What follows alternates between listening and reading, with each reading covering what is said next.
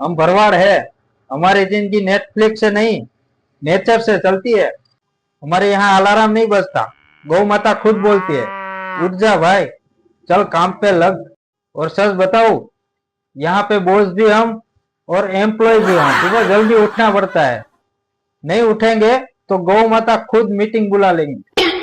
यहाँ लेट उठना ऑप्शन में ही नहीं है भाई। दिन भर गौ माता को सराहना होता है और उनको संभालना होता है, और ये देखना पड़ता है कौन वीआईपी बन के अलग भाग रहा है। जैसे ये पूरा दिन इनके पीछे पीछे फ्री कार्डियो चलता रहता है।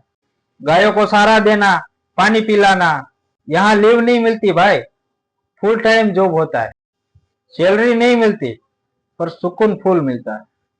मुझे शहर वाले भाई ने पूछा, जिम जाते हो? मैं बोला, भाई हम पूरे दिन जंगलों में इनके पीछे पीछे दौड़ते रहते हैं, और क्या चाहिए हमें। वाईफाई नहीं पर नेचर फुल नेटवर्क देता है भाई साहब।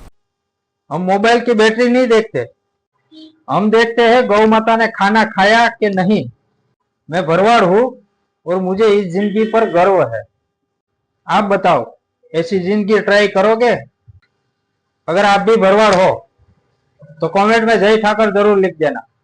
जय ठाकर।